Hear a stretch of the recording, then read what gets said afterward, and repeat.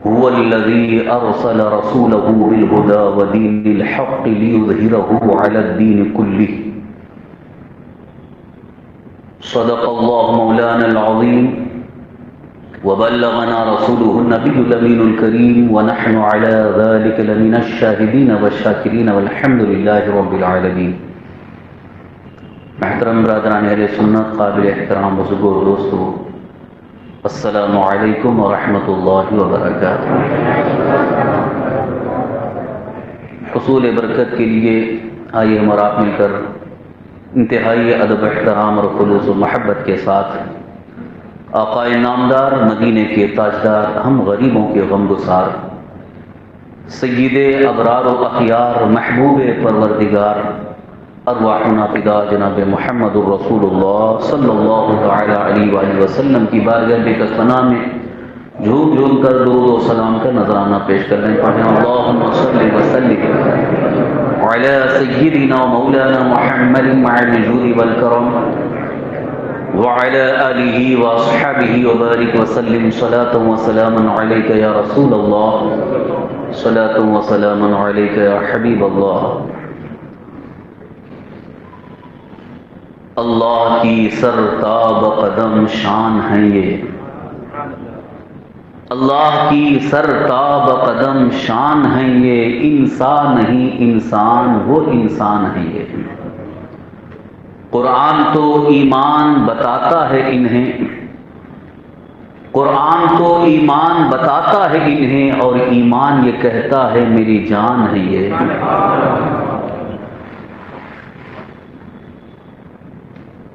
بمصطفیٰ برساں خیش را کے دی ہماؤس، وگر بہو نہ رسیدی تمام بو لہبیس کی محمد سے وفا تو نے تو ہم تیرے ہیں، کی محمد سے وفا تو نے تو ہم تیرے ہیں، یہ جہاں چیز ہے کیا لوح و قلم تیرے ہیں. عزیزان گرامی، آج کی ہماری یہ محرم شریف کی دوسری محفل ہے. الحمدللہ ثم الحمدللہ، رب قدیر جل جلالہ کا بے حد احسان ہے کہ اللہ تبارک و تعالیٰ نے اپنی عبادت کے ساتھ ساتھ اپنے محبوب بندوں کے ذکر کی لذت بھی اللہ نے ہمیں عطا فرمائی.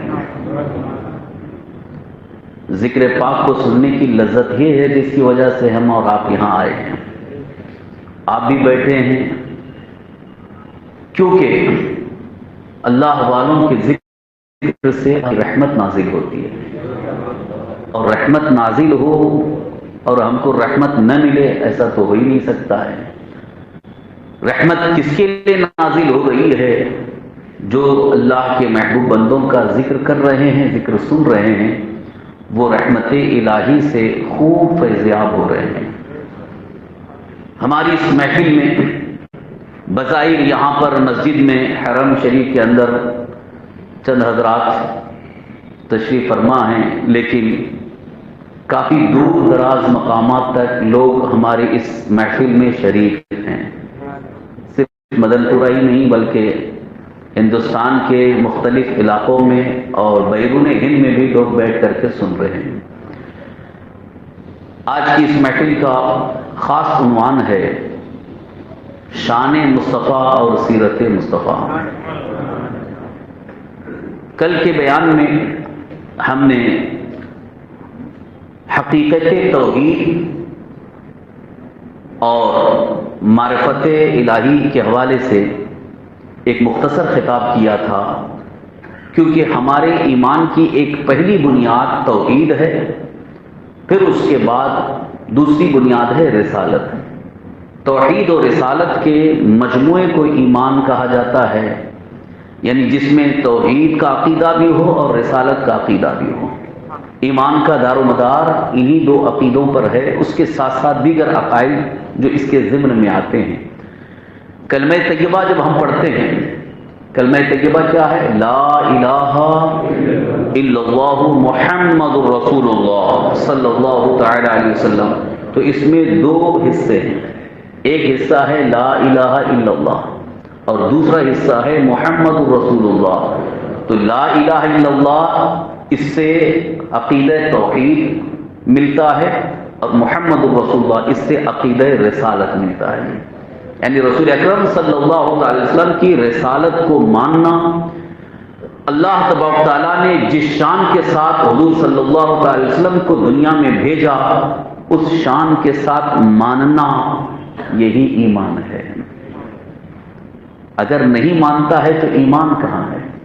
ایمان کے لیے اللہ تبارک تعالیٰ کی وحدانیت کے اقرار کے ساتھ ساتھ رسول کائنات صلی اللہ علیہ وسلم کی رسالت کو ماننا لازم ہے، ضروری ہے، ورنہ اس کے بغیر ایمان مکمل ہے ہی نہیں ہے، بلکہ ایمان ہی معتبر نہیں ہے. ورنہ حضرت موسیٰ علیہ السلام پر ایمان لانے والے بھی مومن کہلاتے، انہیں مومن نہیں کہا گیا. حضرت عیسیٰ علیہ السلام پر ایمان لانے والے مومن نہیں کہلائے. حضرت داؤد علیہ السلام پر ایمان لانے والے مومن نہیں کہلائے، ان کو اہل کتاب کہا گیا، اس لیے کہ وہ حضرت موسیٰ علیہ السلام، حضرت عیسیٰ علیہ السلام پر تو ایمان لا رہے تھے، لیکن جب بعثت مصطفیٰ ہو گئی، یعنی اللہ کے آخری نبی ہمارے آقا حضور صلی اللہ علیہ وسلم دنیا میں تشریف لائے، تو اب سب کے لیے لازم ہو گیا کہ حضور صلی اللہ علیہ وسلم کی رسالت کو مانیں گے تبھی مومن ہوں گے. اسی لیے ایک حدیث پاک میں سرکار دو عالم صلی اللہ علیہ وسلم نے ارشاد فرمایا، حدیث پاک کا مفہوم ہے 3 اشخاص کو دوہرا اجر ملے گا، یعنی ڈبل ثواب ملے گا. ان میں سے ایک شخص جو حضرت موسیٰ علیہ السلام پر بھی ایمان لایا اور مجھ پر بھی ایمان لایا. یعنی اگر حضرت موسیٰ علیہ السلام پر ایمان لایا تو تورات جو حضرت موسیٰ علیہ السلام پر نازل ہوئی اس پر ایمان اس کا تھا، لیکن حضور صلی اللہ علیہ وسلم کی تشریف آوری کے بعد پھر حضور پر بھی ایمان لایا تو تب اس کے لیے دوہرا اجر ہے. لیکن اگر حضور پر ایمان نہیں لایا تو پھر وہ اس ثواب سے بھی محروم ہے اور مومن ہونے کے شرط سے محروم ہے. اہل کتاب تو کہا جائے گا لیکن وہ مومن نہیں ہے. مومن ہونے کے لیے ضروری ہے کہ حضور صلی اللہ علیہ وسلم کی رسالت کو بھی مانیں. اسی لیے یہ متفقہ عقیدہ ہے کہ اللہ تبارک تعالیٰ کی توحید یعنی عقیدہ توحید کے ساتھ ساتھ عقیدہ رسالت بھی مستحکم ہو، تب جا کر کے ہمارا ایمان مکمل ہوگا. لیکن تفصیلی ایمان، یہ تو اجمالی ایمان ہو. اجمال یعنی ایک اختصار کے طور پر کہ حضور صلی اللہ علیہ وسلم کی رسالت کو، حضور صلی اللہ علیہ وسلم کو اللہ کا رسول ماننا، یہ اتنا ہی کافی نہیں ہے، بلکہ اللہ تبارک تعالیٰ نے جس شان کے ساتھ بھیجا اس شان کے ساتھ ماننا یہ اصل ایمان ہے. اگر کوئی مانتا تو ہے لیکن کچھ اور انداز سے مانتا ہے تو وہ بھی ایمان مکمل نہیں ہے، وہاں بھی ایمان ناقص ہے، بلکہ اس کا ایمان اللہ تعالیٰ کی بارگاہ میں قابل قبول نہیں ہے. اسی لیے آج ہم نے اس عنوان کا انتخاب کیا کہ ایمان کی تکمیل، ایمان کے مکمل ہونے کی دلیل یہ ہے کہ اللہ تبارک تعالیٰ نے جس شان کے ساتھ حضور صلی اللہ علیہ وسلم کو دنیا میں بھیجا اس شان کے ساتھ ماننا ہی اصل ایمان ہے. اسی چیز کو صحابہ کرام رضوان اللہ تعالیٰ نے اپنی زندگی میں حضور صلی اللہ علیہ وسلم کی حیات ظاہری میں بھی اور حضور کے وصال کے بعد بھی ظاہر فرمایا کہ ہم، یعنی صحابہ کرام نے یہ ظاہر فرمایا کہ ہم اللہ کے رسول کو کس طرح سے مانتے ہیں. صحابہ کرام کی زندگی آج ہمارے سامنے بالکل کھلی کتاب کی شکل میں موجود ہے کہ صحابہ کرام رضوان اللہ تعالیٰ نے رسول اعظم صلی اللہ علیہ وسلم کو جب حیات ظاہری کے ساتھ تھے تب بھی انہیں زندہ مانا، اور حضور دنیا سے تشریف لے گئے تب بھی زندہ مانا. حیات النبی کو ماننا یہ صحابہ اکرام کا عقیدہ ہے، اور اگر اس شان کے ساتھ نہیں مانتا ہے، مردہ مٹی میں مل گئے تو معاذ اللہ یہ ماننا نہیں ہوا، بلکہ یہ تو شان گھٹانا یا شان میں توہین اور گستاخی کرنا ہوا. اس لیے عنوان خطاب میں ادھر سے میں شروعات کر رہا ہوں کہ اللہ تبارک تعالیٰ نے جس شان کے ساتھ بھیجا اس شان کے ساتھ ماننا ہی اصل ایمان ہے. اب آئیے شان مصطفیٰ کو قرآن کے آئینے میں دیکھیں. آج اگر ہم کوئی بھی کتاب کا حوالہ دیتے ہیں تو کچھ لوگ یہ الزام لگاتے ہیں یہ ان کی کتاب ہے، یہ ان کی کتاب ہے. میں آج یہ تمام کتابیں ایک طرف رکھ کر سب سے عظیم کتاب جو اللہ کی کتاب ہے اسی کا حوالہ پیش کرتا ہوں. اس میں تو کسی کا انکار نہیں ہوگا، اس میں کسی کو شک و شبہ کی گنجائش ہی نہیں ہوگی کہ یہاں پر یہ نہیں ہے، یہ صحیح نہیں ہے، یہ روایت صحیح نہیں ہے، یہ روایت ضعیف ہے، یہ حدیث ضعیف ہے. تو حدیثوں میں بھی یہاں تک کوشش کی گئی کہ ضعیف کا قرار دے کر شان مصطفیٰ کو گھٹانے کی کوشش کی جاتی ہے. لیکن جہاں قرآن کریم کی آیات سامنے آ جاتی ہیں تو وہاں تو سب کو سر جھکا کر کے ماننا ہی پڑے گا. اب آئیے قرآن مقدس میں اللہ تبارک تعالیٰ نے اپنے حبیب رسول اعظم صلی اللہ علیہ وسلم کی کیا شان بیان فرمائی. سورہ توبہ کی آخری آیات، سورہ توبہ 10ویں پارے سے کے اخیر سے ہے اور 11ویں پارے کی شروعات میں بھی ہے. تو آخری آیات اللہ تعالیٰ کا فرمان ہے جس کو ہم ہر جمعہ سنتے ہیں. لقد جاءکم رسول من انفسکم عزیز علیہ ما عنتم حریص علیکم بالمؤمنین رؤوف رحیم. یہ شان مصطفیٰ اللہ نے بیان فرمایا.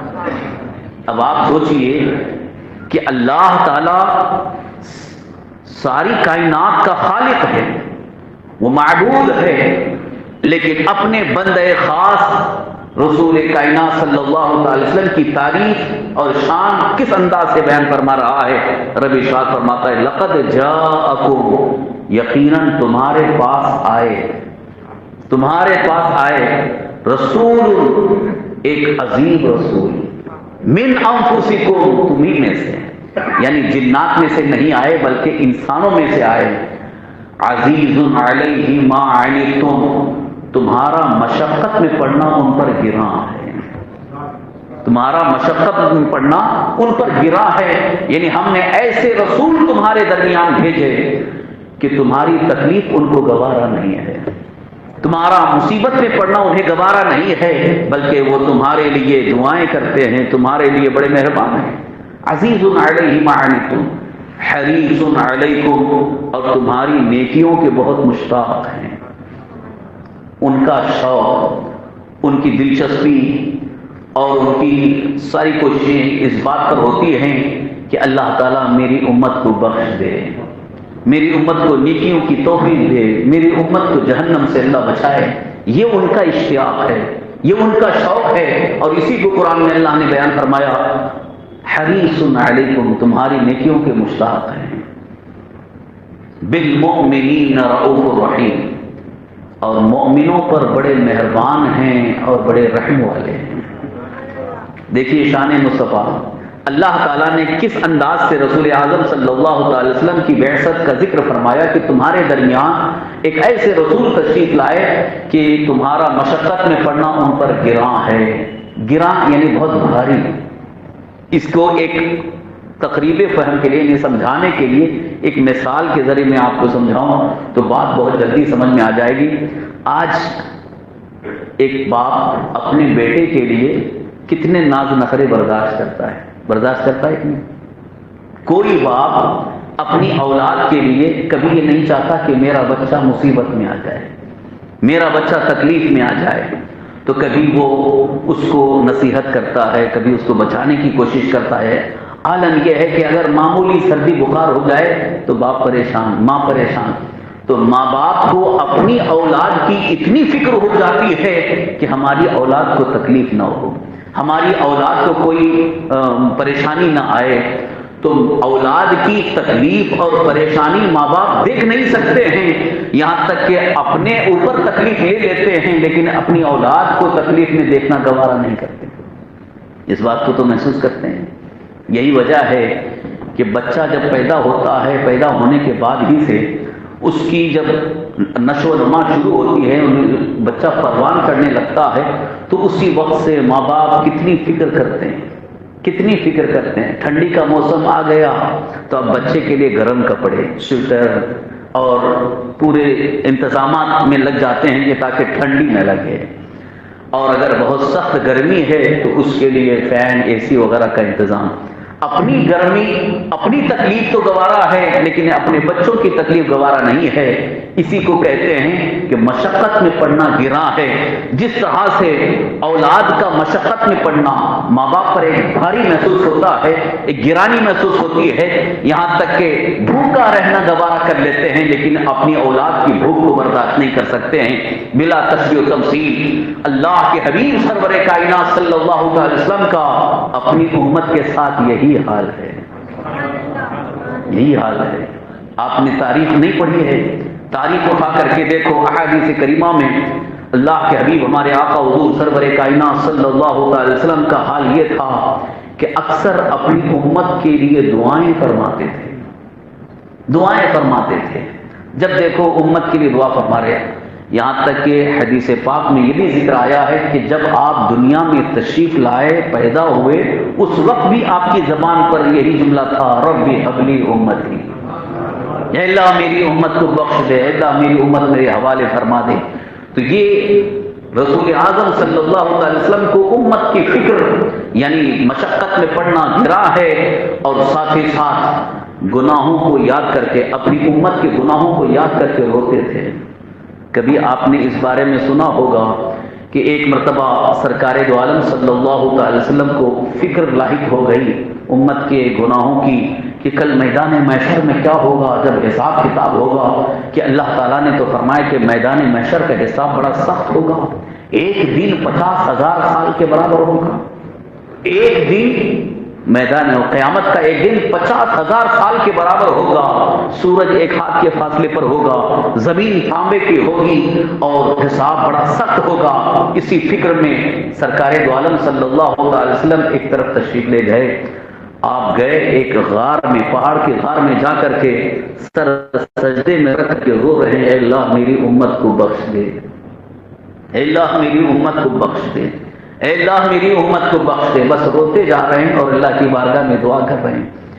ادھر صحابہ کرام نے جب اس بات کو محسوس کیا کہ سرکار دو عالم صلی اللہ علیہ وسلم غائب ہو گئے, کہاں چلے گئے, صحابہ کو یہ الگ فکر یہ ہوتی تھی کہیں دشمن کچھ تکلیف نہ پہنچائیں. دشمن تو پہلے سے لگے ہوئے تھے, اس لیے کہیں وہ نقصان نہ پہنچائیں, اس لیے صحابہ تلاش میں نکل گئے. ایک کنارے جنگل کے قریب پہنچے, ایک چرواہا ملا جو بکریاں چرا رہا تھا. اس سے پوچھتے ہیں کہ ہمارے آقا کو تم نے دیکھا ہے, ہمارے آقا کو تم نے دیکھا ہے؟ تو وہ تو مسلمان نہیں تھا, صاحب ایمان نہیں تھا. وہ کہتا ہے تمہارے آقا کو میں نہیں جانتا ہوں. ہاں البتہ اس پہاڑ کے غار سے کچھ رونے کی آواز آ رہی ہے, جس کے رونے کی وجہ سے میری بکریوں نے چرنا چھوڑ دیا ہے. یہ سن کر کے صحابہ اکرام کانپ گئے. انہوں نے کہا کہ یہ کوئی اور نہیں ہمارے آقا ہے. فوراً گئے, جا کے دیکھا تو سر سجدے میں ہے, مٹی میں سر سجدے میں ہے, آنکھوں سے آنسو جاری ہیں, اور رب تبارک و تعالیٰ کو منا رہے ہیں کہ اللہ میری امت گنہگار ہے, بخش دے. یہی وہ منظر اعلیٰ حضرت امام اہل سنت امام احمد رضا قدس روح شعر میں پیش کرتے ہیں, اللہ کیا جہنم اب بھی نہ سرد ہوگا, اللہ کیا جہنم اب بھی نہ سرد ہوگا, رو رو کے مصطفیٰ نے دریا بہا دیے. ہماری فکر میں, ہمارے غم میں, امت کے غم میں رسول اعظم صلی اللہ علیہ وسلم نے آنسو بہائے, رب تبارک و تعالیٰ کی بارگاہ میں خوب گڑ گڑا کر کے دعائیں کی, اے اللہ میری امت کو بخش دے. آج میں اس روایت کو سامنے رکھ کر سیرت مصطفیٰ, اخلاق حسنہ اور شریعت مصطفیٰ پر عمل کی ایک دعوت دیتے ہوئے میں ایک چیز آپ کے سامنے عرض کرنا چاہتا ہوں. آج جتنے بھی اس محفل میں حاضر ہیں, جتنے بھی ہمیں سن رہے ہیں, وہ ذرا توجہ کے ساتھ مجھے ایک چیز کا جواب دیں کہ اللہ کے رسول صلی اللہ علیہ وسلم کیا کبھی اپنے لیے روئے؟ اپنے لیے کبھی روئے؟ کیونکہ وہ تو معصوم ہیں اور ان سے خطا کا کوئی سرزد ہونا ممکن ہی نہیں تھا. اپنے لیے کبھی نہیں روئے, بلکہ وہ ہمارے لیے روئے, آپ کے لیے روئے, امت کے لیے روئے. اور دوسری چیز یہ بھی ذرا ذہن میں لاؤ کہ رسول کائنات صلی اللہ علیہ وسلم کبھی چاند کے لیے نہیں روئے, کبھی سورج کے لیے نہیں روئے, کبھی زمین کے لیے نہیں روئے, کبھی آسمان کے لیے نہیں روئے, بلکہ وہ اپنی امت کے لیے روتے رہے. لیکن چاند اور سورج، زمین آسمان کا عالم یہ ہے کہ ادھر سرکار دو عالم صلی اللہ علیہ وسلم نے چاند کو اشارہ کر دیا، چاند دو ٹکڑے ہو گئے۔ محدثین فرماتے ہیں چاند بھی رسول پاک صلی اللہ علیہ وسلم کی اطاعت کر رہا ہے، فرمان مصطفیٰ کو مان رہا ہے۔ ادھر اشارہ کس کا ہوا ہے؟ ادھر حبیب خدا کا اشارہ ہوا ہے، اس لیے چاند دو ٹکڑے ہو گیا ہے۔ اور سورج جو صرف اللہ کے حکم سے نکلتا ہے، اللہ کے حکم سے غروب ہوتا ہے، لیکن جب مقام صحبہ میں حضرت علی نے نماز ابھی نہیں پڑھی ہے، نماز عصر نہیں پڑھی ہے، سورج غروب ہو گیا ہے، پیارے آقا صلی اللہ علیہ وسلم نے سورج کو حکم دیا، ڈوبے ہوئے سورج کو واپس آ جا۔ سورج واپس آتا ہے، ڈوبا ہوا سورج واپس آ رہا ہے۔ سورج بھی اطاعت کر رہا ہے رسول پاک کی۔ یہ اطاعت ہے، یہ فرمانبرداری ہے کہ کس کا اشارہ ہے؟ مصطفیٰ جان رحمت صلی اللہ علیہ وسلم کا اشارہ ہے، حبیب خدا کا اشارہ ہے، اس لیے سورج واپس آ رہا ہے۔ اور آگے بڑھو، اللہ کے حبیب سرور کائنات صلی اللہ علیہ وسلم ہجرت کر کے مدینہ تشریف لا رہے ہیں۔ ایک شخص سراقہ نامی آپ کو گرفتار کرنے کے لیے، پکڑنے کے لیے پیچھا کر رہا ہے۔ حضرت ابوبکر صدیق رضی اللہ عنہ عرض کرتے ہیں یا رسول اللہ سراقہ آ گیا ہے قریب، تو سرکار دو عالم صلی اللہ علیہ وسلم نے زمین کو حکم دیا یا ارض خذی ہی، اے زمین اس سے پکڑ لے۔ حکم فرمانا تھا، سراقہ گھوڑے سمیت زمین کے اندر دھسنا شروع کیا۔ سراقہ زمین کے اندر دھستے چلے جا رہے ہیں، اور جب ان کو یہ معلوم ہوا کہ یہ تو زمین کے اندر میں دھس رہا ہوں، فوراً انہوں نے معافی مانگی، اے اللہ کے رسول مجھے معاف کر دیجئے۔ حضور نے فرمایا یا ارض اقلتی، اے زمین اسے چھوڑ دے، زمین اسے چھوڑ دے۔ سراقہ کا گھوڑا پھر اوپر آتا ہے، نیت پھر خراب ہوئی، گرفتار کرنا چاہتا تھا۔ حضور نے فرمایا یا ارض خذی، اے زمین اسے پکڑ لے۔ پھر زمین اسے کھینچتی ہے، سراقہ گھوڑے سمیت زمین کے اندر دھسنے چلے جاتے ہیں۔ پھر انہوں نے معافی مانگی، انہیں یقین ہو گیا کہ اب زمین بھی مصطفیٰ کی اطاعت کر رہی ہے۔ اسی وقت وہ ایمان لائے۔ رسول اعظم صلی اللہ علیہ وسلم نے ارشاد فرمایا مسکرا کے، سراقہ تو مجھے گرفتار کرنے آ رہا ہے، میں دیکھ رہا ہوں تیرے ہاتھ میں کسرا کے کنگن پہنائے جائیں گے۔ زمین اطاعت کر رہی ہے رسول پاک صلی اللہ علیہ وسلم کی، سورج اطاعت کر رہا ہے رسول پاک صلی اللہ علیہ وسلم کی، چاند اطاعت کر رہا ہے رسول پاک صلی اللہ علیہ وسلم کی۔ لیکن آپ مجھے بتاؤ، کبھی چاند کے لیے حضور نہیں روئے، کبھی سورج کے لیے حضور نہیں روئے، کبھی زمین کے لیے نہیں روئے، ہمارے لیے روئے۔ لیکن ہم کتنی اطاعت کر رہے ہیں؟ آج اطاعت کا جذبہ ہمارے اندر کیوں نہیں ہے؟ چاند کے اندر اطاعت کا جذبہ ہے، پیروی کر رہا ہے، حکم مان رہا ہے۔ سورج کے اندر اطاعت کا جذبہ ہے، سورج حکم مان رہا ہے۔ زمین کے اندر اطاعت کا جذبہ ہے، زمین حکم مان رہی ہے۔ مگر ہم کیسے ہیں کہ جن کے لیے رسول پاک صلی اللہ علیہ وسلم روتے رہے اور حکم ماننے کے لیے تیار نہیں؟ آج ہمیں اس بات کا شعور بیدار کرنا ہے، اس بات کا احساس کرنا ہے کہ اللہ کے حبیب سرور کائنات صلی اللہ علیہ وسلم نے ہمارے لیے رو رو کر کے دعائیں فرمائی ہیں، لہذا ہم اپنی زندگی اطاعت مصطفیٰ میں گزاریں گے تو یقیناً دعائیں مصطفیٰ کے حقدار بھی ہوں گے اور شفاعت مصطفیٰ کے حقدار بھی ہوں گے۔ اطاعت کرو، حکم مانو اللہ کے رسول کا، حکم مانو، اس لیے کہ اگر واقعی ہم امت مصطفیٰ ہیں، واقعی ہم اللہ کے حبیب سرور کائنات صلی اللہ علیہ وسلم کے ماننے والے ہیں، تو حکم ماننے کی ہمارے اندر پوری کوشش ہونی چاہیے کہ دنیا ایک طرف ہو جائے مگر حکم اور اطاعت مصطفیٰ میں ایک بال برابر فرق نہ آنے پائے۔ یہ جذبہ جب تک ہمارے اندر نہیں ہوگا اس وقت تک ایمان کی تکمیل بھی نہیں ہوگی۔ لہذا شان مصطفیٰ احادیث کریمہ اور قرآن مقدس کی شان کی روشنی میں بالکل واضح اور ظاہر ہے۔ میں نے صرف ایک آیت پڑھی ہے شان مصطفیٰ کی، ایک آیت پڑھی، لقد جاءکم رسول من انفسکم عزیز علیہ ما عنتم حریص علیکم بالمؤمنین رؤوف الرحیم۔ اب اور آگے بڑھیں، قرآن پاک میں اللہ تبارک تعالیٰ نے ارشاد فرمایا یا ایھا النبی انا ارسلناک شاہدا ومبشرا ونذیرا وداعیا الی اللہ باذنہ وسراجا منیرا۔ اے پیارے نبی، ہم نے آپ کو بھیجا شاہد بنا کر کے بھیجا۔ اللہ تعالیٰ نے کس شان کے ساتھ بھیجا اس کا بھی ذکر اللہ نے یوں فرمایا، یا ایھا النبی، اے نبی، اے غیب کی خبر دینے والے، انا ارسلناک، ہم نے آپ کو بھیجا شاہدن، شاہد کے معنی گواہ بھی ہے، شاہد کے معنی حاضر و ناظر بھی ہے، بلکہ ہم تو حاضر و ناظر ترجمہ کرتے ہیں، اس لیے کہ جو گواہ ہوتا ہے وہ حاضر و ناظر ہی ہوتا ہے، جو گواہ بنتا ہے وہ حاضر و ناظر ہوتا ہے، یعنی موقع واردات پر موجود بھی ہو اور دیکھ بھی رہا ہو وہی گواہ بن سکتا ہے۔ اس لیے اگر گواہ ترجمہ کریں تب بھی آپ کو ماننا پڑے گا کہ حضور حاضر و ناظر ہیں۔ اللہ تعالیٰ فرماتا ہے کہ اے نبی، ہم نے آپ کو حاضر و ناظر بنا کر کے بھیجا، مبشرن، خوشخبری دینے والا بنا کر بھیجا۔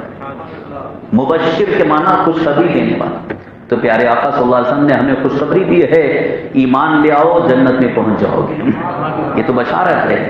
اسلام قبول کرو تمہیں سلامتی مل جائے گی، احکام اسلام پر عمل پیرا ہو جاؤ اللہ کی رضا حاصل ہوگی۔ اور رسول پاک صلی اللہ علیہ وسلم بشارت دیتے ہیں، خوشخبری قبول کرو، اگر تم نے ایمان لا کر کے اطاعت مصطفیٰ میں زندگی گزاری تو اللہ تعالیٰ کے دیدار کا شرف حاصل ہوگا۔ یہ تو بشارت حضور نے دی ہے، یہ خوشخبری حضور نے دی ہے کہ جنت کے حقدار بننا چاہتے ہو، جنت کی نعمتوں سے سرفراز ہونا چاہتے ہو، اللہ تبارک تعالیٰ کے انعامات اور اکرامات سے مستفید ہونا چاہتے ہو تو اللہ تعالیٰ پر، اللہ کے رسول پر ایمان مکمل رکھو۔ یہ خوشخبری حضور دے رہے ہیں۔ اب پھر آگے ارشاد ہوتا ہے وَنَذِيرًا، اور ڈر سنانے والا بنا کر بھیجا، یعنی حضور صلی اللہ علیہ وسلم کو اللہ نے مبشر بھی بنایا ہے اور نذیر بھی بنایا۔ نذیر کا معنی ڈر سنانے والے۔ کس چیز کا ڈر سنانے والے؟ کہ اگر انکار کرو گے تو عذاب ہوگا، اللہ کا انکار کرو گے، اللہ کے رسول کا انکار کرو گے اور شریعت مطہرہ کے احکام کا انکار کرو گے، اللہ تبارک تعالیٰ کے احکام کا انکار کرو گے تو پھر اس کا بدلہ بڑا ہی خطرناک ہے، انجام بڑا خطرناک ہے۔ وہ جہنم جس کے اندر اتنے خطرناک عذابات ہیں جس کی کوئی انتہا نہیں ہے، دنیا میں انسان کبھی ایسا عذاب نہ دیکھا ہوگا جتنا خطرناک عذاب جہنم کے اندر ہے۔ تو سرکار دو عالم صلی اللہ علیہ وسلم نے بڑی تاکید کے ساتھ ارشاد فرمایا کہ جہنم سے بچو اور اپنی اولاد کو بچاؤ، گھر والوں کو بچاؤ۔ حضور فرماتے ہیں جہنم کی آگ اتنی خطرناک ہے، اتنی خطرناک ہے کہ اگر سوئی کے ناکے کے برابر، سوئی کا جو سوراخ جس میں دھاگا پرویا جاتا ہے اس کے برابر اگر سوراخ ہو جائے اور اس سے آگ نکل کر کے دنیا میں آ جائے تو پوری دنیا کو جلا کے راکھ کر دے۔ اتنی خطرناک آگ جہنم کی ہے، یعنی دنیا کی آگ کے کئی گنا زیادہ خطرناک ہے۔ مگر افسوس یہ ہے کہ ہم کس طرح اپنے جسم کو اس آگ کے لیے تیار کر رہے ہیں کہ وہاں جانے کے لیے تیار ہیں، معاذ اللہ رب العالمین۔ آج اگر ہم کچھ مسلمانوں سے کہتے ہیں کہ جہنم میں جانے والے اعمال مت کرو تو کچھ یہ کہتے ہیں ارے جانے دو، بعد میں دیکھا جائے گا، وہاں جو ہوگا دیکھا جائے گا، معاذ اللہ رب العالمین۔ یعنی اتنے ڈھیٹ ہو گئے ہیں کہ آج انہیں اس کا احساس نہیں ہے۔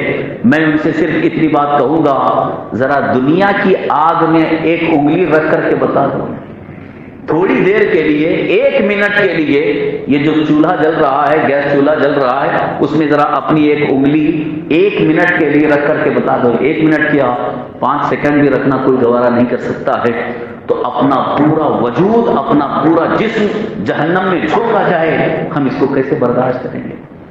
یاد رکھو سرکار دو عالم صلی اللہ علیہ وسلم نے اسی لیے ارشاد فرمایا کہ جہنم میں جانے والے، ہلاکت میں ڈالنے والے گناہوں سے اپنے آپ کو بچاؤ۔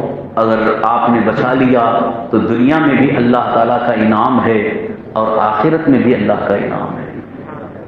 تو ڈر سنانے کے لیے حضور نے یہی ارشاد فرمایا کہ جہنم میں لے جانے والے اعمال سے بچو ورنہ جہنم کی سزا بڑی خطرناک ہے۔ آگے ارشاد ہوتا ہے وَدَاعِيًا إِلَى اللَّهِ بِإِذْنِهِ، اور اللہ کے حکم سے اس کی طرف دعوت دینے والا بنا کر کے بھیجا۔ اللہ تعالیٰ نے کس کس شان کے ساتھ بھیجا اس کا ذکر ہو رہا ہے۔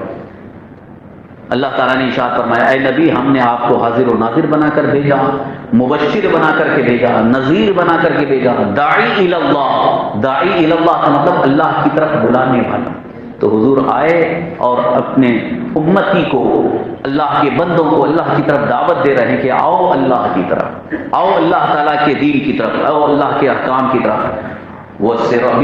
وَسِرَاجًا مُنِيرًا، اس آیت قرآنیہ کا یہ آخری حصہ ہے، سراجا منیرا، چمکتا ہوا آفتاب بنا کر کے۔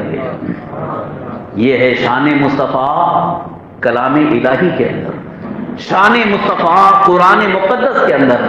آج اگر ہم تعریف کرتے ہیں مصطفیٰ جان رحمت صلی اللہ علیہ وسلم کی تو کچھ لوگوں کے پیٹ میں جلن ہونے لگتی ہے، درد پیدا ہوتا ہے، طرح طرح کی باتیں کرتے ہیں، ارے اتنی تعریف کر رہے ہیں، اتنا چڑھا دیے، اتنا بڑھا دیے، اللہ تعالیٰ تک ملا دیے، اللہ کے برابر کر دیے۔ آج مجھے آپ بتاؤ، اللہ تعالیٰ تک ملا دیے، آپ نے کبھی اللہ کی کوئی حد جانی ہے کہ حضور کی تعریف کر دیے تو وہ خدا کے برابر ہو گئے؟ جب اللہ تبارک تعالیٰ کے لیے، اس کی شان کے لیے کوئی حد نہیں ہے تو مصطفیٰ پیارے کو اگر ہم نے تعریف کتنی بھی کی ہے، حضور کی کتنی بھی تعریف کی ہے، تو وہ خدا کے برابر کبھی نہیں ہو سکتے۔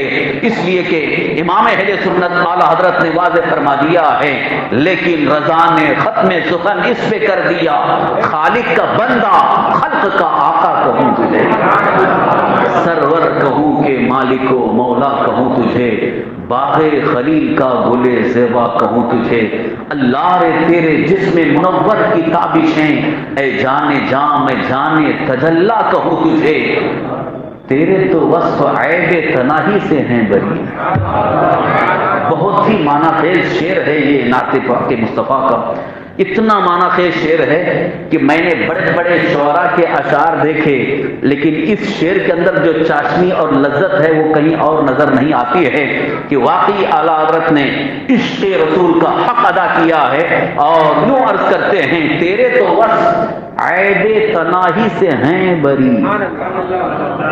ذرا اس کو سمجھیے، تیرے تو وصف کا معنی صفت، یعنی اللہ نے آپ کو جو بھی صفت اور جو بھی خوبی عطا فرمائی ہے اس خوبی میں کوئی عیب نہیں ہے۔ جیسے آپ کو اللہ نے خوبی عطا فرمائی حسن مصطفیٰ کا کوئی جواب ہے؟ حسن مصطفیٰ کی کوئی نظیر ہے؟ کوئی نظیر نہیں ہے۔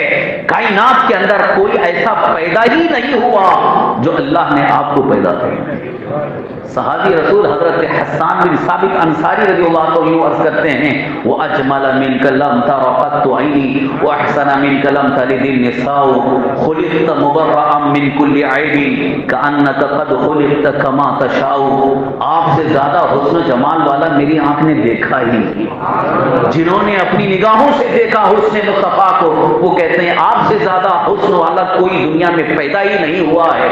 بلکہ یہ تو صحابہ کرام کہتے ہیں حسن یوسف بھی جو ہے، یعنی حضرت یوسف علیہ السلام کو جو حسن ملا ہے، جو ہمارے پیارے آقا کے حسن کی بھیک ملی ہے۔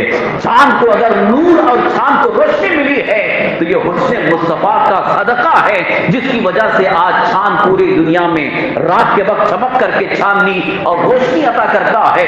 اگر مصطفیٰ جان رحمت صلی اللہ علیہ وسلم تشریف لے آئیں تو پوری رات کا اندھیرا چھٹ جائے اور جدھر دیکھو ادھر نور ہی نور نظر آئے۔ یقیناً اللہ تعالیٰ نے بے پناہ حسن عطا فرمایا حضور کو، تو حضور کے جتنے بھی خوبیاں ہیں، چاہے حسن ہو اور علم غیب ہو، علم ہو اور آپ کے جود و نوال، بخشش، سخاوت اور جتنی بھی خوبیاں ایک انسان کے اندر ہو سکتی ہیں، وہ ساری خوبیاں اللہ نے جمع فرمائی۔ آج حسن کا ایک معیار دیکھا جاتا ہے اور اس کے کچھ معیار بنائے جاتے ہیں، لیکن آج کا بھی معیار حسن مصطفیٰ کے آگے کچھ نہیں ہے، کچھ نہیں ہے۔ تو اللہ تعالیٰ نے جتنی خوبیاں آپ کو عطا فرمائی ہیں، جتنے کمالات آپ کو عطا فرمائے ہیں، اس میں کوئی عیب نہیں ہے، کوئی کمی نہیں ہے۔ حضرت حسان بن ثابت انصاری رضی اللہ عنہ یوں عرض کرتے ہیں، خلقت مبرأ من کل عیب، اللہ نے آپ کو ہر عیب سے پاک پیدا فرمایا، ہر عیب سے پاک پیدا فرمایا۔ آج دنیا میں کسی بھی انسان کو آپ دیکھیں، کتنا ہی اچھا ہو، لیکن کہیں نہ کہیں اس کے اندر کچھ کمی ہوگی، کچھ نہ کچھ کمی ہوگی، یا تو حسن میں کمی ہوگی، یا قد میں کمی ہوگی، یا علم میں کمی ہوگی، سمجھنے کی کمی ہوگی، کہیں نہ کہیں کچھ کمی ہوگی۔ کوئی انسان آپ کو ایسا نہیں ملے گا جس کے اندر ساری خوبیاں جمع ہو۔ یہ تنہا ذات مصطفیٰ ہے جن کو اللہ تعالیٰ نے ساری خوبیوں کا مالک بنا کر کے بھیجا ہے۔ ذات ہوئی انتخاب، وصف ہوئے لاجواب، نام ہوا مصطفیٰ، تم پہ کروڑوں، نام ہی اللہ نے مصطفیٰ رکھا، نام ہی محمد رکھا۔ محمد کا مطلب ہی ہے، اس کا معنی یہ سب سے زیادہ تعریف کیا ہو۔ لفظ محمد کا اگر ترجمہ کرتے ہیں، ٹرانسلیشن کرتے ہیں، اس کا ترجمہ ہی یہی ہے، سب سے زیادہ تعریف کیا ہوا۔ اب سب سے زیادہ تعریف کس کی ہوگی؟ جن کو اللہ نے کمالات عطا فرمائے انہیں کی تو تعریف ہوگی۔ تو آج اگر ہم تعریف کرتے ہیں، آج نعت مصطفیٰ پڑھتے ہیں، تو کچھ لوگ یہ کہتے ہیں کہ خدا کے برابر کر دیے۔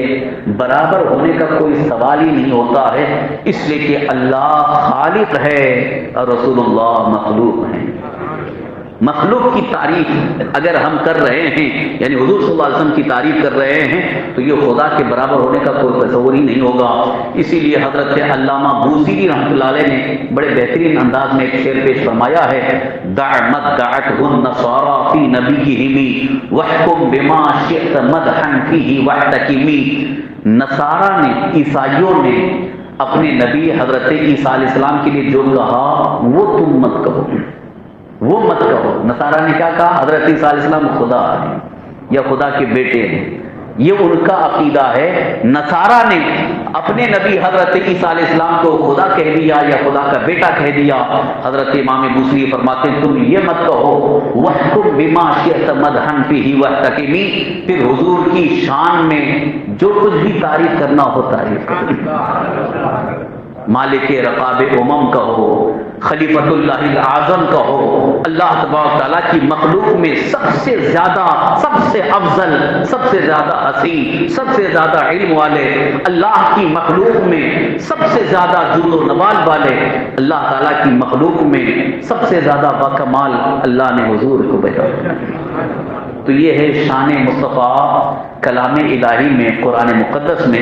تو اللہ تعالیٰ نے یوں ارشاد فرمایا وَالسِّرَاجَ مُنِیرًا، ہم نے آپ کو چمکتا ہوا آفتاب بنا کر دیا۔ سراج کا ایک معنی ہے چراغ، سراجن منیرا، یہاں دو نور سے یہ مشتق الفاظ آ رہے ہیں۔ سراج میں بھی روشنی ہے کیونکہ چراغ جو ہوگا چراغ میں بھی روشنی ہوگی، اس کے ساتھ ساتھ اس کی تاکید آ رہی ہے منیرا، چمکتا ہوا۔ تو اب کچھ لوگوں نے ترجمے میں کہا کہ چمکتا ہوا چراغ، لیکن اعلیٰ حضرت امام علیہ سنت نے ترجمہ فرمایا آپ کو چمکتا ہوا آفتاب بنایا، کیونکہ چراغ کی جو روشنی ہوتی ہے وہ محدود ہوتی ہے۔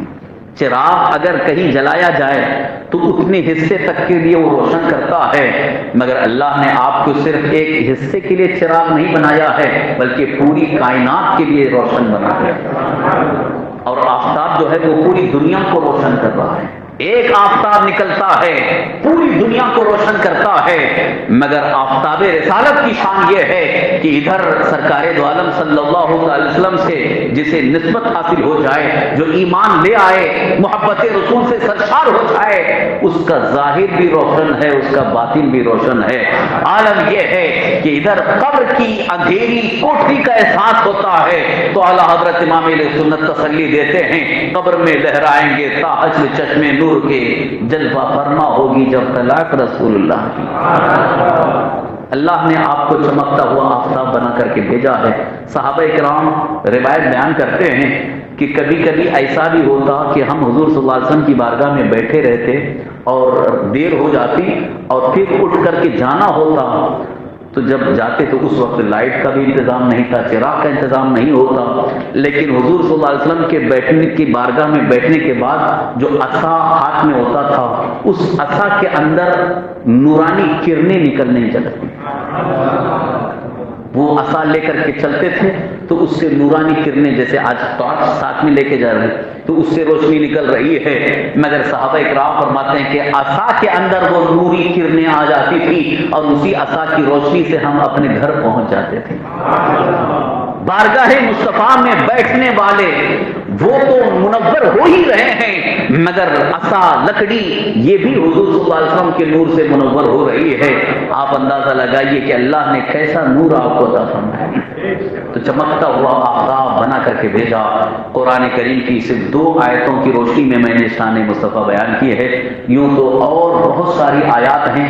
ایک مکمل کتاب علامہ ارشد القادری صاحب نے لکھی ہے، اس میں شان مصطفیٰ بآیات، شان حبیب الرحمن فی آیات القرآن، یعنی اللہ تعالیٰ نے اپنے حبیب صلی اللہ علیہ وسلم کی جو شان قرآن میں بیان فرمائی ہے، ان ساری آیتوں کو آپ نے اکٹھا کیا ہے۔ آپ پڑھتے جاؤ، ایمان تازہ ہوگا، محبت رسول میں سرشار ہو جائیں گے۔ قرآن کریم کی ایک آیت اور عرض کر کے اپنی گفتگو اختتام کی طرف لانا چاہتا ہوں کہ اللہ تبارک تعالیٰ نے یوں بھی شان مصطفیٰ بیان فرمائی۔ اللہ تعالیٰ ارشاد فرماتا ہے وَالضُّحَىٰ وَاللَّيْلِ إِذَا سَجَىٰ، وَالضُّحَىٰ وَاللَّيْلِ إِذَا سَجَىٰ۔ سورہ وضحیٰ کی تفسیر آپ پڑھیے، لفظ واو جو ہے یہ قسم کے لیے آتا ہے، قسم کھانے کے لیے۔ وضحیٰ، چاشت کی قسم۔ ضحیٰ کہتے ہیں صبح کا وقت، جو چاشت کا وقت ہوتا ہے، یعنی 8-9 بجے جو چاشت کا وقت، اس وقت سورج بھی بلند ہوتا ہے اور پوری دنیا میں روشنی پھیل چکی ہوتی ہے، نہ اندھیرا ہے نہ بدلی ہے، بالکل خوب کھلا ہوا آسمان ہوتا ہے اور روشنی عام ہوتی ہے۔ تو یہاں والضحیٰ، چاشت کی قسم، واللیل، اور رات کی قسم۔ اب مفسرین کرام بڑا عظیم نقطہ بیان فرماتے ہیں، اللہ تعالیٰ نے یہ چاشت کے وقت کی، صبح کے وقت کی قسم کھائی، اس سے کیا مفہوم ہے، کیا مطلب ہے؟ رات کی قسم کھائی، کیا مطلب ہے؟ مفسرین کرام نے بڑا عظیم نقطہ بیان فرمایا ہے۔ یہاں تو وضحیٰ فرما کر اللہ نے رخ مصطفیٰ کی قسم کھائی ہے، چہرے مصطفیٰ کی قسم کھائی ہے، واللیل فرما کر کے زلف مصطفیٰ کی قسم فرمائی ہے۔ ادھر اللہ نے جو حسن آپ کو چہرے میں عطا فرمایا ہے اور زلفوں میں جو حسن عطا فرمایا ہے، اس کی قسم کھا رہا ہے۔ رب ارشاد فرماتا ہے وَالضُّحَىٰ وَاللَّيْلِ إِذَا سَجَىٰ، چاشت کی قسم اور رات کی قسم جب وہ پھیلے، لہذا یہاں زلف مصطفیٰ کی بھی قسم ہے، رخ مصطفیٰ کی قسم ہے۔ لا اقسم بهذا البلد وانت حل بهذا البلد، قسم کھائی جا رہی ہے، اور جب کسی چیز کی قسم کھائی جاتی ہے تو اس چیز کی اہمیت ہوتی ہے۔ آج اگر بہت زیادہ قسم کھانے کی ضرورت پڑی تو آج قسم کے لیے کیا کھاتے ہیں؟ قرآن کی قسم، قرآن پر ہاتھ رکھ کر کے قسم کھاتے ہیں۔ کیوں؟ اس لیے کہ سارے مسلمان جانتے ہیں کہ ہمارے نزدیک سب سے زیادہ محترم، سب سے زیادہ عظمت والی کتاب قرآن ہے، اللہ کا کلام ہے، تو اس کی قسم کھاتے ہیں۔ لیکن قسم کے لیے اور بڑھ کر کے اللہ کی قسم کھاتے ہیں۔ تو آپ مجھے بتائیے کہ اللہ کی قسم کھاتے ہیں تو ہماری نگاہ میں، ہمارے تصور میں اللہ تعالیٰ سب سے افضل، سب سے اللہ تعالیٰ خالق ہے، اس کی شان بلند و بالا ہے، تبھی تو اس کی قسم کھائی جا رہی ہے۔ لیکن جب اللہ قسم کھاتا ہے تو اپنے حبیب کی قسم کھا رہا ہے، کبھی زلف مصطفیٰ کی قسم، کبھی رخ مصطفیٰ کی قسم، کبھی عمر مصطفیٰ کی قسم، اور کبھی اس شہر پاک کی قسم جہاں قدم مصطفیٰ آ جا رہے ہیں۔ شہر مکہ کی قسم کھائی اللہ تعالیٰ نے، فرماتا ہے لا اقسم بهذا البلد وانت حل بهذا البلد، اس شہر کی قسم کھا رہا ہوں جس میں آپ جلوہ فرما ہیں، یعنی جہاں قدم مصطفیٰ پڑ گئے، اس قدم مصطفیٰ کی برکت سے شہر مکہ بھی محترم ہو گیا، شہر مدینہ بھی منور ہو گیا۔ اب آپ اندازہ لگائیں کہ شان مصطفیٰ کیا عظیم ہے، کتنی بلند و بالا شان ہے۔ اسی لیے کہتے ہیں کہ شان مصطفیٰ کو اگر پہچاننا ہو، جاننا ہو، تو آؤ صحابہ کرام سے پوچھو جنہوں نے شب و روز مصطفیٰ کو دیکھا ہو، جنہوں نے دن رات حضور کے انداز گفتگو کو، حضور کی زندگی کو، حضور کے رخ انور کو دیکھا ہو، ان سے پوچھو۔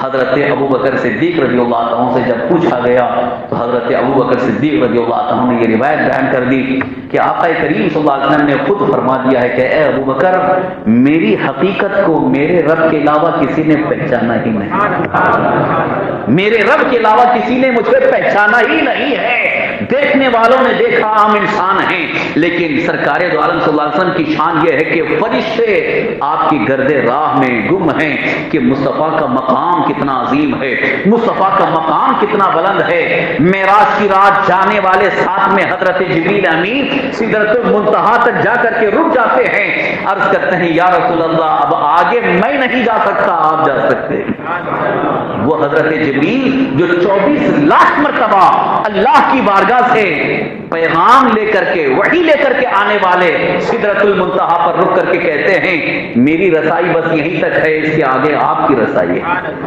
تو مصطفیٰ اس جگہ بھی گئے جہاں جبریل نہ جا سکے۔ یہ مقام مصطفیٰ ہے، یہ شان مصطفیٰ ہے۔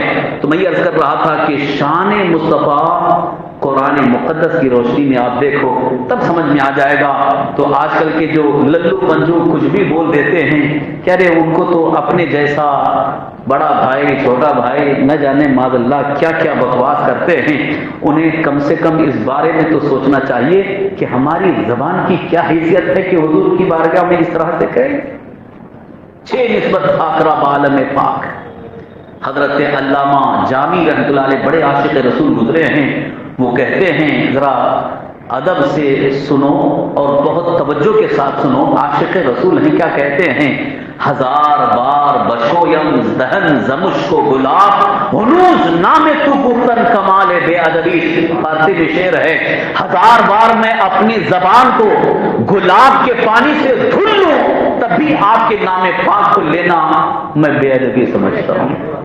ہنوز نام تو گفتن کمال بے ادبی، یہ حضرت علامہ جامی اتنے بڑے عاشق رسول ہیں، اتنے بلند پایا عاشق رسول ہیں، وہ کہتے ہیں 1000 بار میں مشک اور گلاب سے اپنی زبان کو دھل لوں تب بھی میں اپنے آپ کو اس لائق نہیں سمجھتا کہ آپ کا نام پاک زبان پر لاؤں۔ وہ عظیم مقام اللہ نے آپ کو عطا فرمایا ہے۔ اسی لیے حضرت علامہ شیخ سعدی شیرازی رحمۃ اللہ علیہ نے بھی یہی عرض کیا ہے، یا صاحب الجمال و یا سید البشر من وجهك المنیر لقد نبر القمر لا يمكن الثناء كما كان حقه بعد خدا بزرگ توئی قصہ مختصر۔ اے حسن و جمال کے مالک، یا صاحب الجمال، اے جمال والے، اے حسن و جمال والے، یا سید البشر، اے سارے انسانوں کے سردار، من وجهك المنیر لقد نبر القمر، آپ کے رخ انور کی نورانیت سے چاند کو نور ملا ہے۔ حضرت شیخ سعدی شیرازی رحمۃ اللہ علیہ یوں عرض کر رہے ہیں کہ آپ کے رخ انور سے چاند کو بھیک ملی ہے، چاند بھی آپ کے رخ انور سے بھیک لے کر کے چمک رہا ہے۔ اور آگے بڑھ کر کے عرض کرتے ہیں لا یمکن الثناء کما کان حقہ، آپ کی ثنا آپ کی تعریف تو کما حقہ ممکن ہی نہیں ہے، یعنی حق ادا نہیں ہو سکتا ہے۔ اب کیا کہے ہیں، فرماتے ہیں بادت خدا بزرگ توئی قصہ مختصر، خداوند قدوس کے بعد جو کچھ مقام و مرتبہ ہے وہ آپ کا ہے، اللہ کے بعد جو کچھ مقام و مرتبہ ہے وہ آپ کا ہے۔ اس لیے کہ خدا کی شان یہ ہے اس کا کوئی ہمسر نہیں ہے، خدا کی شان یہ ہے اس کا کوئی شریک نہیں ہے، لہذا ہم مصطفیٰ کو اس شان کے ساتھ مانتے ہیں کہ خداوند قدوس کے بعد جو کچھ مقام و مرتبہ ہے وہ ہمارے آقا کا ہے، وہ مصطفیٰ پیارے کا ہے۔ اسی لیے اب شان مصطفیٰ کو جنہوں نے تسلیم کر لیا، اگر واقعی اسی شان مصطفیٰ کو مانتے ہوئے اپنے سینے میں عشق مصطفیٰ کی شمع روشن کرتے ہوئے اگر اطاعت مصطفیٰ کے ساتھ آ جائے میدان میں، تو میں پورے یقین کے ساتھ کہوں گا دنیا کی بڑی بڑی طاقتیں اس کے سامنے ہیچ ہیں، بڑی بڑی دنیا کی طاقتیں اس عاشق مصطفیٰ کے قدموں کو ہلا نہیں سکتی ہیں۔ اگر سچا عشق رسول ہمارے دلوں میں پیدا ہو جائے، سچی محبت رسول ہمارے دلوں میں پیوست ہو جائے اور ہمارا سینہ عشق مصطفیٰ سے معمور ہو جائے، تو میں پورے یقین کے ساتھ کہہ رہا ہوں دنیا کی ساری حکومتیں ہمارے سامنے گھٹنے ٹیکنے پر مجبور ہو جائیں۔ اسی لیے ڈاکٹر اقبال نے بڑے واضح انداز میں کہا ہے کہ محمد سے وفا تو نے تو ہم تیرے ہیں، اللہ تعالیٰ کی طرف سے تمہارے لیے پیغام آ رہا ہے، میرے حبیب سے وفاداری کرو، یقیناً ہماری مدد تمہارے ساتھ ہوگی، یقیناً ہماری نصرت تمہارے ساتھ ہوگی، ہماری حمایت تمہارے ساتھ ہوگی، تمہاری عزت اور تمہاری سرفرازی اور تمہاری بلندی مقدر ہوگی۔ رب ارشاد فرماتا ہے کہ اگر واقعی تم نے ایمان کی حرارت اپنے اندر پیدا کر دی تو تم سربلند رہو گے، وَأَنْتُمُ الْأَعْلَوْنَ إِن كُنتُم مُؤْمِنِينَ۔ اسی لیے روشنی میں ڈاکٹر اقبال نے کہا ہے کہ محمد سے وفا تو نے تو ہم تیرے ہیں، یہ جہاں چیز ہے کیا لوح و قلم تیرے ہیں، یہ جہاں چیز ہے کیا لوح و قلم تیرے ہیں۔ یعنی اللہ تبارک تعالیٰ شان مصطفیٰ کو ماننے والے عاشق مصطفیٰ کو اور اطاعت مصطفیٰ میں زندگی گزارنے والے عاشق مصطفیٰ کو یہ شان عطا فرماتا ہے کہ وہ بھی جدھر حکم دے دیں دنیا کی کایا پلٹ ہو جائے گی۔ حضرت عمر فاروق اعظم رضی اللہ عنہ جو شان مصطفیٰ کو مانتے تھے، جن کے سینے میں محبت رسول کا چراغ روشن تھا، حضرت عمر فاروق اعظم رضی اللہ عنہ جن کی محبت رسول کا عالم یہ تھا کہ ادھر دنیا کی ساری طاقتیں ایک طرف ہو جائیں مگر محبت رسول میں ایک پال برابر کمی نہیں آتی تھی، وہ عاشق مصطفیٰ حضرت عمر فاروق اعظم رضی اللہ عنہ یقیناً دنیا کی بڑی بڑی حکومتوں کو للکارتے تھے اور دنیا کی بڑی بڑی حکومتیں آپ کے سامنے بالکل ہی ٹکتی نہیں تھی، گھبراتی تھی کہ کب حضرت عمر کا حکم آ جائے اور لشکر آ جائے۔ عاشق رسول کی بات ہی الگ ہوتی ہے۔ حضرت خالد بن ولید رضی اللہ عنہ، بس آخری واقعہ عرض کر رہا ہوں اسی شعر کی روشنی میں، کی محمد سے وفا تو نے تو ہم تیرے ہیں، یہ جہاں چیز ہے کیا لوح و قلم تیرے ہیں۔ وفاداری کا انداز دیکھو، حضرت خالد بن ولید رضی اللہ عنہ ایمان لانے کے بعد، عشق مصطفیٰ سے سرشار ہونے کے بعد، ان کا عالم یہ تھا کہ جس جنگ میں جاتے تھے ادھر کامیابی ملتی تھی۔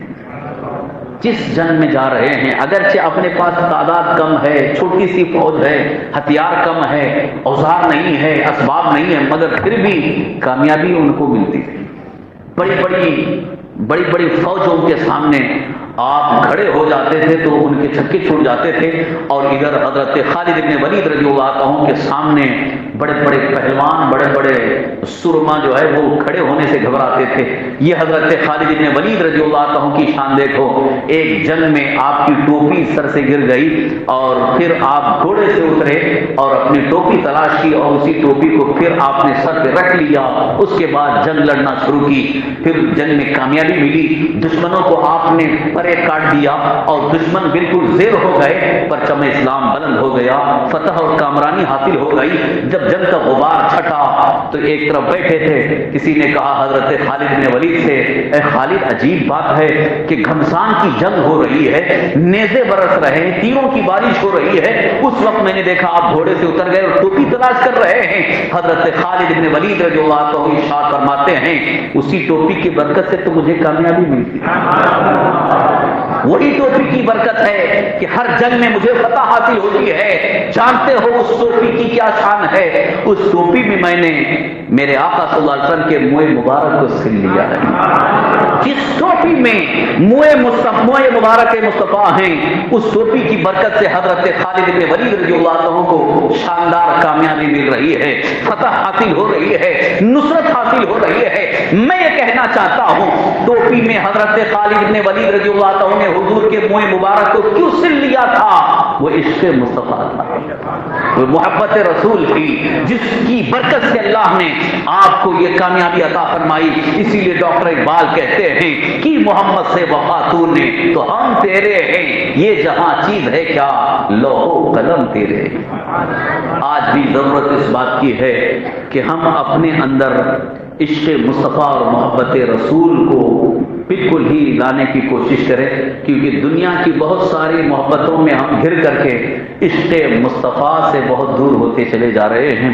پھر ضرورت ہے عشق مصطفیٰ کی شمع روشن کرنے کی، اور یاد رکھیں جب جب عشق مصطفیٰ کی شمع روشن ہوتی ہے ہمارے سامنے آنے والی گردشیں گھبرا کر کے دور ہو جاتی ہیں۔ گھبرا گئی ہیں گردش دورہ، کبھی کبھی گزرا ہے اس راہ سے غلام مصطفیٰ کبھی کبھی اللہ کے حبیب سرور کائنات صلی اللہ تعالی وسلم کے وفادار سچے غلام مصطفیٰ اطاعت رسول میں زندگی گزارنے والے جس طرف چلے جائیں وہاں برکتیں ہی برکتیں ہیں، اور جس طرف چلے جائیں اللہ کی رحمت وہاں پر نازل ہوتی ہے۔ یہی وجہ ہے کہ صحابہ کرام جس علاقے میں جاتے تھے وہاں تو بہاریں آتی تھیں، پھر اس علاقے سے جب وہ نکلنے لگتے تھے تو علاقے والے کہتے تھے آپ لوگ مت جاؤ، کیونکہ آپ آ گئے تو بہاریں آ گئیں، آپ آ گئے تو رحمتیں آ گئیں، آپ آ گئے تو خوشحالی آ گئی۔ میں عرض کرنا چاہتا ہوں یہ بہاریں، یہ خوشحالی کیوں آ رہی ہے؟ اس لیے کہ وہ عشق مصطفیٰ کی برکتیں لے کر کے جا رہے ہیں۔ اور آج دنیا میں ہمارا حال یہ ہے کہ ہم جہاں جاتے ہیں لوگ ہم سے نفرت کر رہے ہیں، ان کو گھر مت دو، ان کو فلیٹ مت دو، ان کو یہاں رہنے مت دو، ان کو یہاں سے بھگاؤ، ان کو یہاں سے نکالو۔ وجہ کیا ہے؟ آج دوسری قومیں نفرت کیوں کر رہی ہیں؟ اس لیے کہ ہم نے عزت خدا اور عزت مصطفیٰ کا لحاظ نہیں کیا ہے۔ یاد رکھیے، جس دن سے مسلمان عزت خدا اور عزت مصطفیٰ کا لحاظ کرنا شروع کرے، دنیا کی ساری قومیں مسلمان کی عزت کرنے پر مجبور ہو جائیں گی۔ ہم عزت کروانے چاہتے ہیں، لیکن ہم اگر عزت کروانا چاہیں تو عزت نہیں ہوگی، بلکہ ہمارے لیے لازم ہے کہ ہم عزت خدا اور عزت مصطفیٰ کا لحاظ کریں۔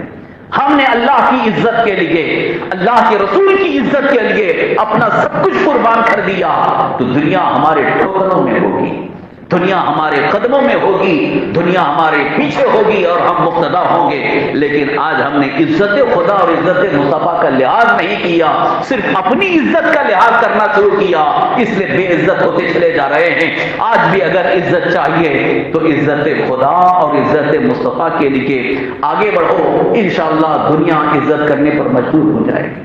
جبکہ ہمارا اس بات پر ایمان ہے، وہ تعز من تشاء و تذل من تشاء، اے اللہ جسے تو چاہے عزت دے دے، جسے تو چاہے ذلت دے دے۔ تو اللہ جسے چاہتا ہے عزت دیتا ہے، جسے چاہے ذلت عطا فرماتا ہے۔ تو اللہ کی بارگاہ سے عزت اسے ملتی ہے جو عزت خدا کے لیے مر مٹتا ہے، عزت مصطفیٰ کے لیے اپنی جان قربان کرنے کے لیے تیار ہوتا ہے۔ آئیے آج ہم پھر اللہ کی بارگاہ میں عہد کریں کہ ہم اپنی پوری زندگی عزت خدا اور عزت مصطفیٰ کے لیے وقف کریں گے، انشاءاللہ حالات ہمارے حق میں بہتر ہوتے چلے جائیں گے۔ اللہ تعالی ہم سب کو شان مصطفیٰ اور سیرت مصطفیٰ، شان مصطفیٰ کو ماننے اور سیرت مصطفیٰ پر عمل کرنے کی توفیق نصیب فرمائے، اور تمام برائیوں، گناہوں، برباد، بے حیائی سے اللہ ہمیں محفوظ رکھے، ایمان پر زندہ رکھے، ایمانی پر خاتمہ نصیب فرمائے۔ وما علینا الا البلاغ المبین۔